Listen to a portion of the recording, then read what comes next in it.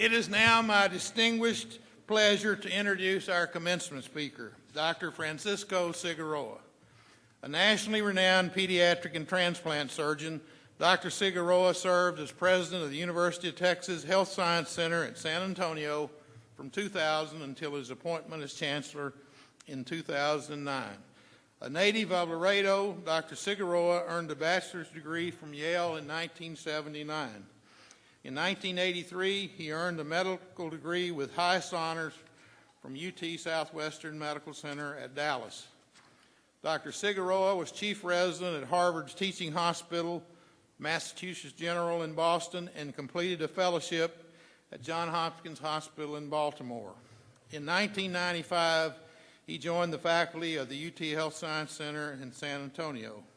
Dr. Cigarroa was on the surgical team that in 1997 split a donor liver for transplant in 2 recipients. It was the first operation of its type in the state of Texas. Dr. Cigarroa is a member of the Institute of Medicine. He is a fellow of the American College of Surgeons and a diplomat of the American Board of Surgery. While he was named chancellor, Dr. Cigarroa said, "I believe education is the equalizer of all mankind. I am honored and privileged to be taking on this important leadership role for the University of Texas system, which plays such a pivotal role in the intellectual and economic vibrancy of Texas and everyday lives of its people. Ladies and gentlemen, class of 2009, it is my distinct pleasure to introduce Dr. Francisco Cigarroa."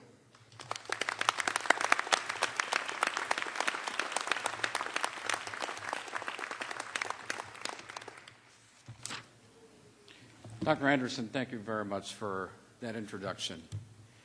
And before I begin, let me just express to you what an honor it is for me to be here at the University of Texas Medical Branch at Galveston. I am so proud of Dr. Callender and his executive leadership team, of the outstanding faculty, the outstanding staff and students who make this comprehensive academic health center a truly remarkable institution in America. I have absolutely no illusions about my role here today. After all, every one of us has considerable experiences in graduation speeches. By the time you reach this part of your life, you and your family and your friends have probably been through many of these most memorable ceremonies. There was high school, then there was college, and in between you probably watched a brother or sister or two graduate, and now you're here again.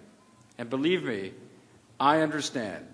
I have 2 daughters, 9 brothers and sisters, innumerable nieces, nephews, and cousins, and my family may have the record of graduation attendance. In fact, my daughter and my nephew are graduating this coming week, and so the entire Cigarroa pilgrimage will be going to Boston. But when you get right down to it, we expect very little of the speaker on these occasions. Inspiration is helpful, but most often the audience simply wants brevity. I assure you I will meet that goal. But because, of course, what you're here for is getting a most important degree, the proof that you have received an outstanding medical education. And really, when you get right down to it, most graduation speakers end up saying the same thing. It goes something like this: "You made it. Congratulations. Have a good life, and go forth and do good things." But let me express to you profoundly that this graduation is different. It is different for me. It is different for the faculty and staff, and for the members of this outstanding class. The history of this great institution is in itself unique. The University of Texas Medical Branch at Galveston is the oldest public medical school in Texas, and even before UTMB was established, the Handbook of Texas tells us the physicians of Galveston had organized medical societies, taught medical students in 2 colleges, examined candidates for licensures in Galveston County, participated actively on a board of health, treated indigent patients at local hospitals, and edited the state's only 3 medical journals. Ashbel Smith, the very first chairman of our Board of Regents, practiced here. In fact, his first steps on Texas was through the port of Galveston. He was known as the father of the University of Texas and the father of Texas medicine. And as early as 1848, he, with other Galveston physicians, began the formation of Medical and Surgical Society of Galveston. And a few years later, he was instrumental in the formation of the Texas Medical Association. And as a result of his leadership and the efforts of his colleagues, the island has been a place of medical education and high standards since before the Civil War. And by 1910, less than 20 years after the campus we call UTMB opened, a national survey declared that it was the only place in Texas fit to continue in the work of training physicians. Well, UTMB also has a very special place in my personal history as well. This is actually the very first medical school campus that I ever set foot on. My father was a member of the Texas Higher Education Coordinating Board, and he brought all of his children, when I was about 10 years of age, to visit UTMB. And I am still in awe from that very first sight of seeing these incredible buildings at UTMB. In fact, it was an inspiration for me to become a physician. And as I applied to medical schools, UTMB was my very first interview of any medical school. All of which goes to say that long before I was associated with the University of Texas system, and much less serving as chancellor, UTMB lived in my memory, in my estimation of the world of medicine, as a very special place, a place known for excellence, for outstanding education and research, and for compassionate, groundbreaking health care. That is a reflection of what happens every day at UTMB. But even with that background in history, even with the rigorous standards and demands required of students in every class, this class stands out in my eyes as a beacon of light. Why? Because you have had to face the challenges not only of study and clinical work, you have had to deal with the challenge of natural catastrophe and the human consequence. Those of us who are guests here this day with many students and faculty who are truly heroes, who braved wind and water to help emergency workers and other individuals who needed medical assistance during Hurricane Ike. As Theodore Roosevelt so famously observed, it is not the critic who counts, not the man who points out how the strong man stumbles, or where the doer of deeds could have done better. The credit belongs to the man who is actually in the arena, whose face is marred by dust and sweat and blood, who strives valiantly, who errs and comes up short again and again, because there is no effort without error or shortcoming, but who knows the great enthusiasms, the great devotions, who spends himself for a worthy cause, who at the best knows in the end the triumph of high achievement, and who at the worst, if he fails, at least he fails while daring greatly, so that his place shall never be with those cold and timid souls who knew neither victory nor defeat.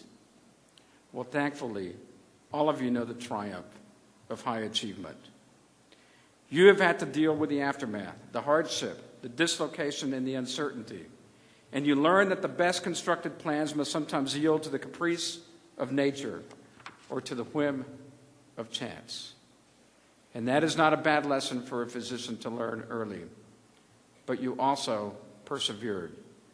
You faced adversity with courage, with purpose, with determination, and you succeeded. That also is a good lesson for a doctor to learn very early in life. You provided a healing hand not only to your patients, but to your school of medicine, to your community, and to America. I am profoundly proud of this class, proud of what your achievement shows about your character and the strength of UTMB and its future. My hope for you is that this remarkable experience that you have had at UTMB is simply an overture to an exciting and fulfilling professional life. Focused as you have been on your education, I know that it can be difficult to realize that today's ceremonies are not an ending, but a beginning. It is all out in front of you now, a world and a life that is opening to you. And you are so very fortunate to have the beautiful art of medicine as the foundation of that life and all the wonderful experiences that you will have. I suppose I will call attention to my advancing years by saying that it has been more than 25 years since my graduation from medical school. But I want you to know that in all those years, I never regretted the career choice that I made. It sounds like a cliche, but to me it is more of a calling than a choice, though that was not always so. Medicine courses through 3 generations of my family, and so in some ways, my profession seemed predestined. As an undergraduate, I had my doubts, but that was more self-doubt than anything else. But that was, again, as I have made on my way, I'm thankful every day about how this wonderful work has unfolded. Of all the journeys that I've been involved, I can absolutely tell you one thing, that there is no greater privilege than that of taking care of a patient. I can't say I planned it, not even close. I was in my first residency before I considered academic medicine as a possibility. Becoming president of the University of Texas Health Sciences in San Antonio, and then chancellor of one of the largest higher education systems in the United States, how many pediatric transplant surgeons would have ever dreamed of that? I don't think there are many. In fact, some may be saying I'm insane. But the lesson here is that you should not be timid traveling the road less traveled if the public good is always the objective of your journey. John Lennon once said, very wisely, I think, that life is what happens while you're making other plans. And to me, that seems like a good thought to hold as you work through the next 50 or 60 years of doing your part in making this world better. It's not so much that you need to know where you'll end up. It's that you need to keep an open mind and stay open to the possibilities and focused always on the greater good. So far, it seems to me that the best approach is to chart a course toward learning as much about your world and yourself as you can. In The Once and Future King, the telling of the King Arthur story, T.H. White gave Merlin these words of advice for Arthur. The best thing is to learn something. That's the only thing that never fails. You may grow old and trembling in your anatomies. You may lie awake at night listening to the disorder of your veins. You may miss your only love. There is only one thing for it then, to learn. Learn why the world wags and what wags it. That is the only thing which the mind can never exhaust, never alienate, never be tortured by, never fear or distrust, and never dream of regretting. Learning is the only thing for you. Look what a lot of things there are to learn. It too seems like very sound advice to me for all of you today. So when you get right down to it, it seems that I am repeating the traditional mantra of graduation speaker with one slight addition. You made it. Congratulations. You have put your signature in assuring that UTMB continues in its mission in a most vibrant manner, assuring that this institution continues to do its part in improving the quality of life, not only of the citizens of Texas, but for all children of this world. Go forth and do good things, and continue to always be a lifelong learner. Graduates, congratulations.